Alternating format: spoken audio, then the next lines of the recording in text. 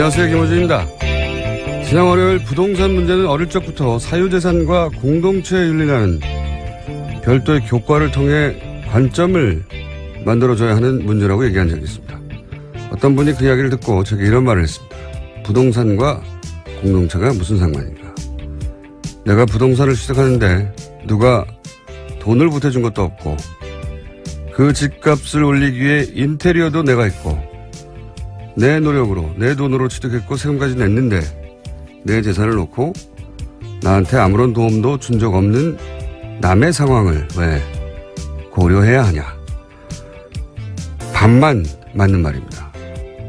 그렇게 취득한 부동산의 가치는 본인의 노력과 그 집에 들어간 재료값의 합이 아니죠. 그 가치는 그런 노력과 재료에 더해 그 입지 등 주변 수많은 요소들의 복합된 가치가 만들어낸 거죠. 그런데 그 도로, 교통 편의, 교육, 공원, 그 주변 환경은 시도, 국가재정이 만들어낸 겁니다. 그리고 그 재정은 그 공동체가 벽출한 돈으로 만든 거죠. 그 부동산의 가치가 사유재산인 건 분명하나 조금만 생각해보면 그게 전부 혼자서는 결코 만들어낼 수 없는 가치인 겁니다.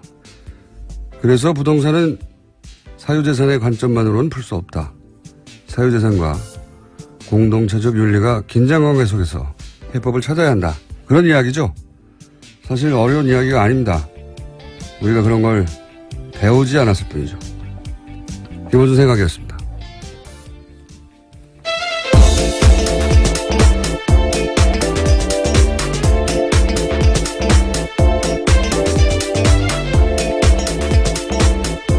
시사인의 김은지입니다. 자, 어제 정치적으로 큰 사건 하나, 예. 그리고 또 국정농단에서 큰 사건 하나, 두 가지가. 네, 서초동도 시끄러웠고 네. 여의도도 시끄러웠습니다. 아, 좋은 표현이네요. 아, 그런가요? 네. 제가 한 말보다 훨씬 좋은 표현. 시사인 김은지 기자가 점점 방송에 적응을 해서 방송용 워딩을 좀 훨씬 세련되게 내놓고 있습니다. 자, 첫 번째 뉴스는요. 네, 어제 안철수 전 국민의당 대표가 공식 사과했습니다. 제보 조작 사건이 드러난 지 16일 만인데요. 국민의당 대선 후보로서의 책임을 통감한다라고 밝혔습니다. 입장 발표가 늦어진 건 검찰 수사가 시작된 만큼 사실관계 확인을 하기 위해서였다라고 해명했습니다. 정계 은퇴 가능성을 묻는 질문에는 당을 위해 할 수 있는 일을 깊이 고민하겠다라면서 즉답을 피했습니다. 자, 잠깐 들어보겠습니다. 긴 내용이 아니기 때문에 압축적으로. 저로서도 충격적인 일이었습니다. 이번 사건에 대한 정치적, 도의적 책임은 전적으로 후보였던 제게 있습니다. 원점에서 제 정치 인생을 돌아보며 자숙과 성찰의 시간을 갖겠습니다. 처음 마음을 되새기며 돌아보고 또 돌아보겠습니다. 핵심 내용은 이 정도 되는 건데, 뭐 내용은 그러니까 몰랐다. 예. 그리고 정치적 도의적 책임이니까 법적 책임은 없다는 거고. 좀 길게 쉬겠다는 얘기. 그리고 마지막으로 정치는 계속 하겠다는 얘기죠. 예. 그렇게 요약될 수 있는데, 보통은 이제 좀 늦어진 입장 표명에 대해서는 보통은, 지금이라도 한 것이 다행이다. 보통 이렇게들 말하는데, 그래서 저는 늦어진 이유가 그 기자회견의 내용에 들어가 있는가 굉장히 궁금했어요. 그러니까 이준서 전 최고가 구속되지 않았더라면,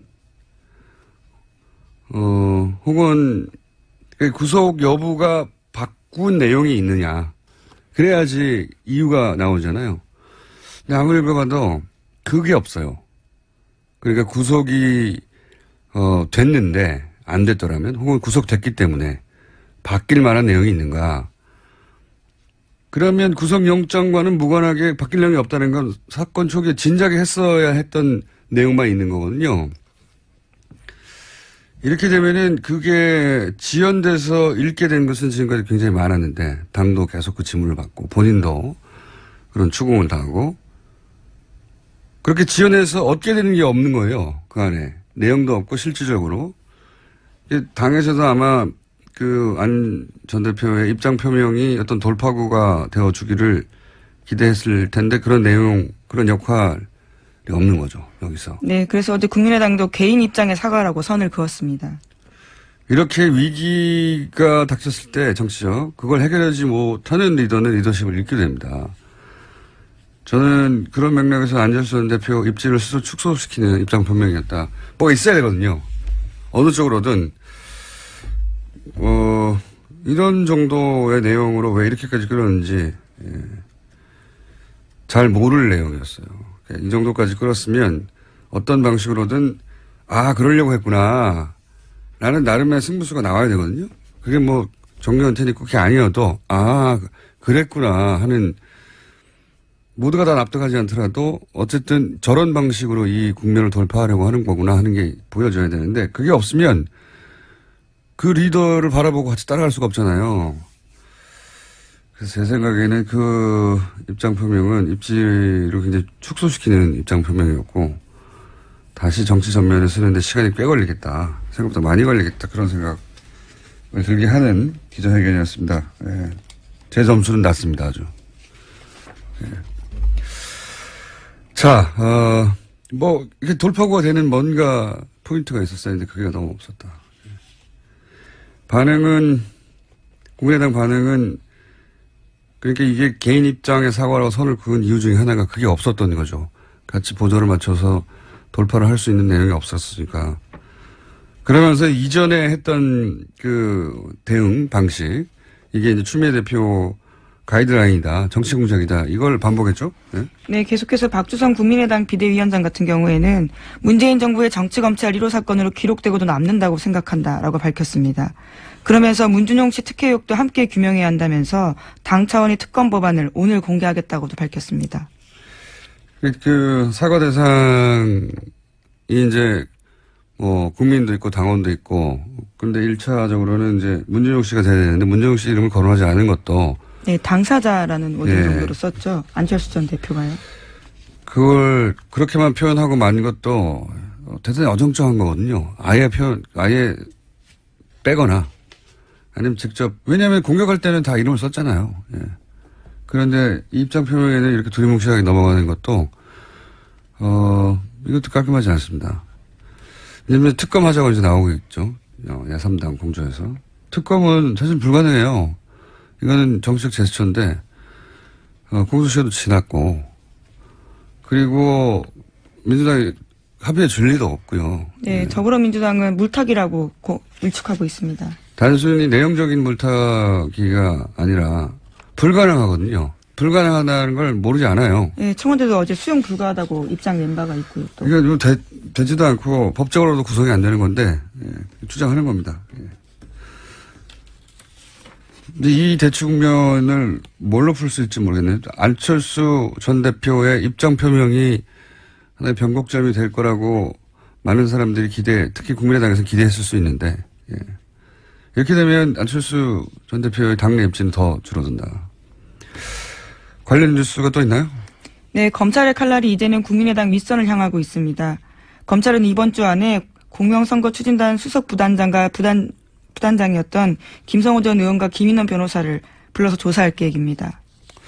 이거 당연한 수순이 되어버렸죠. 이유미 씨에게서 이제 잘랐는데, 이게 최고인이었던 이준서 씨까지 가버렸기 때문에, 그리고 수사 과정에서 이런 게 밝혀졌지 않습니까? 5월 5일날 기자회견했는데 5월 6일날 이유미 씨가 사실상 제보자는 없는 거라고 이준서 전 최고위원에게 말을 했다는 거지 않습니까? 네, 그런데도 5월 7일에 또 기자회견을 했죠. 또 기자회견을 했어요. 근데 그 기자회견은 오히려 더 강하게 나갔죠. 예. 그 제보에 대한 의구심들이 있는데, 예. 전화 확인, 또 무슨 내용이 있었죠? 복수의 확인 등등의 표현으로 정반대로 나갔는데 어떻게 이렇게 정반대로 나갔냐. 예. 그 결정을, 그러니까 이준서 전 최고위원이 이유미 씨 이야기를 꿀꺽 혼자 삼키고 혼자 오히려 더 강하게 나간 건지, 아니면 그런 게 이유미 씨로부터 나왔는데도 불구하고 그 회의에서 공개됐는데 더 강하게 나갔는지, 따져야 되는 게 당연한 수준이 됐습니다. 현재까지는. 자, 이게 여의도에서 어제 크게 있었던 사건이고요. 서초동에서 크게 있었던 사건. 네, 어제 정유라 씨가 이재용 삼성 부회장의 재판에 출석했습니다. 원래는 안 나가겠다라고 했었던 걸로 알려져 있었는데요. 갑자기 깜짝 나온 겁니다. 나와서 삼성의 승마 지원과 관련한 증언을 쏟아냈습니다. 먼저 최순실 씨로부터 들은 이야기를 계속 공개했는데요. 2015년 10월부터 타기 시작한 말 살시도의 소유권에 대해서 이야기했습니다. 삼성 소유였던 이 말에 대해서 최순실 씨가 내 것처럼 사면 된다라고 이야기했다라는 건데요.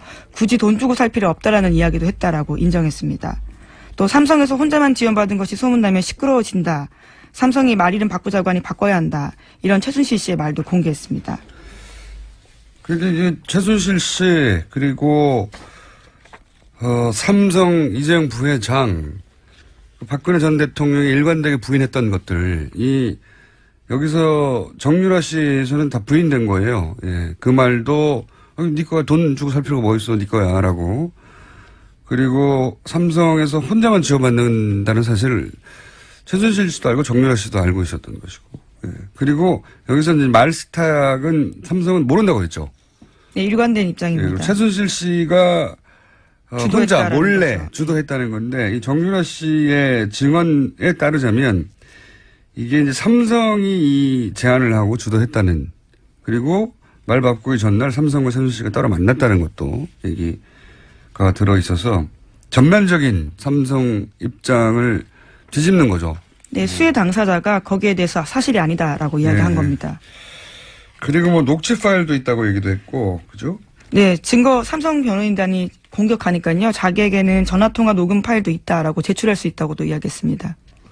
그러면서 그런 얘기가 나왔지 않습니까? 그 정유라 씨에서 작년 9월 그러니까 국정농단이 시작하는 초기죠, 초기. 네, 한겨레가 첫 보도를 9월 20일에 했거든요. 네. 그리고 말 관련된 보도가 9월 23일에 나왔습니다. 경향신문을 통해서요. 거의 첫 말과 관련된 보도는 경향신문을 통해서 많이 나왔는데 거의 첫 보도입니다, 이게. 첫 번째인데 그러니까 정유라 씨에게 말을 지원한 거 아니냐는 의혹이 등장을 한 첫 시기인데 이제 정유라 씨 얘기로는 그 보도 있기 전에 네, 이미 그 전이라는 거죠. 네, 전에 삼성에서 앞으로 시끄러질 것 같으니까 말을 바꾸라는 얘기를 최순실 씨에게 삼성이 했다는 거잖아요, 삼성이. 네, 그 이야기를 자기가 또 들었다라는 거고요. 그리고 또 이제 그 이후에 이제 본격적인 말 세탁, 말 중개상을 통해 가지고 삼성 말을 주고 더 비싼 말을 최순실 씨가 돈을 내지 않고 가져가고. 근데 그때 발생한 차액, 그걸 누가 내느냐? 그거를 엿볼 수 있는 새로운 사실이 나왔어요. 정유라 씨에 의하면 말 중개상한테 들었다는 얘기죠. 말 중개상이 삼성에서 차액을 받아야 하는데 안 준다고 지금 불만을 토로했다는 거 아닙니까? 네, 그 중개상 같은 경우에는요. 삼성에서 돈 필요한데 왜 안 주냐라는 이야기를 자기가 직접 들었다고 이야기했습니다. 그러니까요. 말 교환의 차액을 이전까지 특검에 주장했던 것은 그 차액을 최순실 씨가 주고 그 차액만 주고 말을 가져갔다는 게 특검의 파악 내용이었어요. 그런데 정유라 씨의 지금 주장은 말 중개상은 그 돈을 삼성으로부터 받는 것으로 알고 있었다는 거죠. 그러니까 차액도 최순실 씨가 내는 게 아니었다는 새로운 사실이 이게 사실이라면 정유라 씨에 의해서 주장된 거죠. 당사자에 의해서. 네. 어제 특검이 이렇게 물었습니다. 삼성이 차액을 안 보내줘서 당사자가 짜증낸 적 있느냐라고 물어보니까 안드레아스, 그러니까 승마 코치이자 말 교환했던 사람이 영어로 삼성 needs to pay me, 그러니까 삼성이 내게 돈을 줘야 한다라고 말했던 기억이 난다라고 이야기했습니다. 뭐 이게 나중에 최종적으로 최순실 씨가 자기 주머니에서 돈을 꺼내줬는지 아니면 이 돈조차 돌려서 받아서 줬는지 아니면 삼성이 줬는지 그건 모르겠지만 애초 말이 되기로는 말 중개상 말이 두 번 나오네요. 예, 앞에 말은 이야기가 되기로는 말 중개상은 그 차액도 삼성으로부터 받는 걸로 알고 있었다는 거죠. 예. 처음 나온 내용입니다. 그리고 재밌는 것은 말을 바꾸기 전에 자신의 승마 코치죠. 예. 코치이자 첫 번째 돈을 받는 그 창구가 됐던 코어 스포츠, 그 이전 전신인 비덱 스포츠의 대표까지 했던 캄플라데라는 사람한테서 말 바꾸기 전날 삼성전자 임원 2명과 엄마가 만났다. 예. 말 관련된 얘기, 말 교환에 관련된 얘기가 아니겠는가, 뭐 이런 추정인데, 재밌는 것은 이게 그 통화 내용 녹음 파일이 있다는 겁니다. 예, 녹취, 물증이 있다라는 거죠. 자기 말을 증명할 수 있는. 그러니까 딸이 자신의 승마 코치한테서 엄마가 이런 일을 했다라고 하는 증언을, 그때는 증언이라고 할 수 있을지 없을지 모르는 상태인데 굳이 녹음해 놨다는 거잖아요. 예. 우리가 아는 전형적인 모녀 관계를 보면 안 된다는 생각을, 굉장히 큰 스펙타클한 사건입니다. 근데 이것만 해도 스펙타클한데 이 증언이 이루어지는 과정은 더 스펙타클해요. 네, 그렇죠. 엄청납니다. 예, 증인 출석 놓고 정유라 씨와 변호인단에서 다른 이야기를 했는데요. 변호인단은 박영수 특별검사팀의 강요나 회유로 정유라 씨 증인 출석이 이루어졌다라고 주장하고 있습니다. 하지만 정유라 씨는 어제 법정 나와서요. 나오기 힘든 건 사실이었지만 나와야 된다고 생각해서 나왔다라고 말했습니다. 그러면서 자기가 여기 나오는데 여러 만류가 있었던 건 사실이라고 밝히기도 했습니다. 이게 진짜 있을 수 없는 일이거든요. 변호인이 불출석 사유서를 냈어요. 나올 필요가 없는 겁니다. 근데 당사자가 여러 만류, 만류는 아마 변호인들 또 이 만류하는 사람들이 들어가는 걸로 추정이 되는 게, 변호인과 사전 상의 없이 출석해 버렸다는 거잖아요. 변호인은 출석할 필요가 없다고 만류하고 있는데, 그것도 드문 일인데 더 드문 일은 변호인들 모르게 새벽에 특검에 연락해서 그 차를 타고 갔다는 거 아닙니까? 예. 그렇죠. 이상한 일이고요. 매우. 이에 관련해서 이제 최순실 정유라 씨 동시 변호하는 오태일 변호사는 그런 말을 했다고요. 정유라가 살모사 같은 행동을 한다. 이건 단순 독설이 아닌 게, 그리고 장시호보다 더하다. 예, 어제 법정에서 그런 식의 이야기를 예. 했다라는 거죠. 살면서 엄마 죽이는 뱀이거든요. 물론 잘못된 상식에 의해서 만들어진 이름이지만 의미한 바는 엄마를 죽인다는 거예요. 실제 이 증언이 이재용 부회장에게도 불리하고 최순실 엄마에게도 불리하고 박근혜 전 대통령 모두 다 불리하죠. 예, 불리한데 엄마 딸을 같이 변호하는 변호인들이 하는 말이니까 의미는 당연히 그거죠. 엄마를 죽이는 거라고. 예. 의대인을 이렇게까지 살모사라고, 마음에 안 들면 변호인 사퇴하고 말지 이렇게 표현하는 경우도 없어요. 이상한 점 더 있어요. 김경재 변호사가 정유라 씨가 새벽 5시 혼자 이경재 나가서. 변호사. 이경재 변호사가 동시 변호하고 있죠. 정유라가 새벽 5시 혼자 나가서 빌딩 앞에서 성명불상자들의 승합차를 타고 갔다. 이렇게 얘기했잖아요. 왜 이상하냐면 그 시간에 혼자 빌딩을 나간 걸 변호인이 어떻게 알죠? 새벽 그걸 알려면 24시간 정유라를 감시하고 있거나 아니면 사라진 걸 알고 새벽 5시 CCTV, 그 주변 CCTV를 확인해야 돼요. 변호사가 할 수 있는 게 아니잖아요. 저는 이렇게 사라졌다는 걸 아는 것도 이상하고요. 예, 이상한 점이 되게 많아요. 근데 이제 왜 그랬을까? 왜냐면 재판정에서 굉장히 주시한 뉴스입니다. 스펙타클하고 너무 재밌는 뉴스입니다. 사실은. 이 국정농단 관련해서 이런 정도의 스펙타클한 장면이 법정에서 벌어진 건 처음이에요. 근데 이제 저는 이런 일이 벌어진 게 아닌가 추정하는 바. 제가 오랫동안 이 가족을 바라보며 연구한 결과 추정하는 바는 뭐냐면, 일단 우선 이재용 부회장에 좋은 것이 박근혜 전 대통령과 최순실에게 좋은 것이 맞아요, 서로. 네, 뇌물이라는 건 기본적으로 그렇죠. 그렇게 얽혀 있죠. 셋 모두가 뇌물이 아닌 것으로 판결해야 좋단 말이죠. 그러나 과연 정유라에게도 좋은 것인가. 이 지점에서 첫 번째로 엇갈렸어요. 이해관계가 다르다란 말씀이시죠. 그렇죠. 엄마와 딸은 무조건 이해관계가 같을 것 같지만 이 특정 사안에 대해서는 다른 거거든요. 왜냐하면 정유라 씨가 계속 그 증언을 거부하면 3차 영장. 네, 이번에 그럴 가능성도 있는 상황이었습니다. 네. 그런데 이재용 부회장에게 불리한 증언을 막 해버리면 특검이 영장을 청구할 이유가 사라지죠. 그 첫 번째 동기가 있는 것 같고, 또 하나 주목할 점은 장시호보다 더하다라는 표현을 쓰잖아요. 장시호 씨가 이제 특검에 이제 그 협조를 했었기 때문인데, 그래서 이제 장시호 씨의 역할을 추정해 볼 수 있죠, 여기서. 장시호 씨에게 내가 다 겪어봤는데, 이런 가이드, 이게 너한테 가장 이득이 되는 길이야. 이런 코치가 있었을 수 있다. 그리고 세 번째 포인트는 제가 보기에 이게 굉장히 중요한 포인트인데, 입증할 수는 없어요. 입증할 수는 없는데 저는 강력히 의심합니다. 장시호 씨 협조가 처음 등장했을 때 제가 했던 말 중에 하나가 뭐냐면 전통적인 가족의 관계 속에서만 바라보지 말고 항상 돈의 관점을 여기 추가해서 바라봐야 된다. 지금까지도 입증된 바는 없지만 저는 여전히 의심하고 있는데 여기에도 돈이 관련돼 있다. 라고 저는 추정하는 바인 것이 자신들의 부모 세대, 최태민 뭐 할아버지 1세대라고 하면 최순실 씨와 그 자매들은 2세대잖아요. 장시호 정유는 이제 3세대예요. 부모 세대는 사회적으로 법적으로 사실상 끝이 났다라고 판단하고 이제 자신들 성인이 됐고 자신들이 자신의 삶을 일구는 데 필요한 물적 토대도 필요하고 본인들이 보아온 것도 있고 옆에서 안원구 전 대구국세청장이 박근혜 전 대통령 일과 최순실 일가 자산을 추적하면서 느낀 공통점을 이렇게 얘기했어요. 직업이 없는데 돈이 너무 많다고. 예. 그런 환경에서 평생 자란 3세대거든요. 더군다나 2세대가 이 최태민 씨를 살해하고 그 재산을 차지했다고 하는 최태민 씨 아들의 주장도 있었죠. 뭐 그런 류의 주장 여전히 하고 있습니다. 이 일가가 돈에 대해서 가지는 개념, 집착 이런 거는 우리가 상상하는 수준하고 다르다. 그러면 어떻게 구체적으로 돈과 관련된 이야기란 말이냐. 이건 다음 편에 제가 좀 더 정리하여. 돈이 관련이 있다.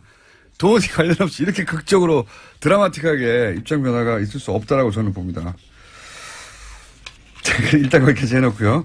이 사건은 앞으로 재밌게 드라마틱하게 스펙트럴하게 예, 등장부터 깜짝이었습니다. 30분 전에 갑자기 나온 거거든요. 재판장도 뒤늦게 알았다라고 합니다. 그러니까요. 그리고 특검도 이렇게까지 진술할 줄 몰라서 깜짝 놀랐다고 하고 그 현장에 있었던 기자들도 어리숙하고 바보 같은 정유라가 아니라 굉장히 차분하게 자기 이야기를 했다고 합니다. 굉장히 차분하게 자기가 필요한 말 논리적으로 딱딱 했다는 거예요. 예. 우리는 정유라 씨를 잘 모르고 있을 수도 있습니다. 자, 벌써 시간을 많이 썼네요. 예. 제목만 언급하고 지나가죠. 예. 네, 박근혜 전 대통령이 오늘 내일 재판도 불출석할 예정이라고 합니다. 네 번째 발가락을 다치셨다는 거잖아요. 예, 발가락 인대 부상이 구체적인 불출석 사유입니다. 네 번째 발가락 인대. 네. 이걸로 구치소에 있는데 재판정에 나가야 하는 피의자들이 전국의 다른 모든 피해자들이 이걸로 가능하겠어요, 불출석이? 네, 안 됩니다. 발가락 발목 전체가 다쳐도 나갑니다. 자, 허탈감 느낄 수밖에 없는 뉴스죠. 그리고 안봉건 이재만 전 비서관 이재만 기소됐다. 네. 예. 두 사람 다 청문회 나오지 않았다라는 혐의로 재판에 넘겨진 겁니다. 특검이 얼마나 촉박하게 끝이 나는지 알 수 있는 겁니다. 이 두 비서관이 청문회에 나오지 않았다는 혐의를 기소된 거예요. 예. 다른 게 아니라. 네. 당시에 사춘기 딸 사생활 침해 우려된다. 이런 식의 이야기를 대면서 나오지 않았었습니다. 자, 제목 하나 읽고 끝냅시다. 예. 네, 트럼프 장남이 러시아에 접촉했다는 이메일이 공개가 돼서 파문이 일고 있습니다. 이 사건도 재밌는 사건입니다. 이게 우리랑 비교하자면 지난 대선에서 예를 들어서 일본의 정보국이 문재인 대통령을 낙선시키려는 목적으로 어떤 정보를 예를 들면 홍준표 후보에게 준다고 정보를 주겠다라고 하는 주겠다고 거죠. 해서 그거를 받은 걸로 추정이 되는데 실제로 홍준표 대표가 당선이 돼버린 뭐 이런 사건입니다. 비유하자면 그런 거죠. 예. 비유하자면 말도 안 되는 사건인 거죠. 그런 게 지금 미국에서 벌어졌고 그 이면이 나온 겁니다. 네, 그래서 미국 하원에서 트럼프 탄핵안이 처음으로 발의됐다라고 합니다. 참네. 지금까지 시사인의 김은지였습니다. 감사합니다.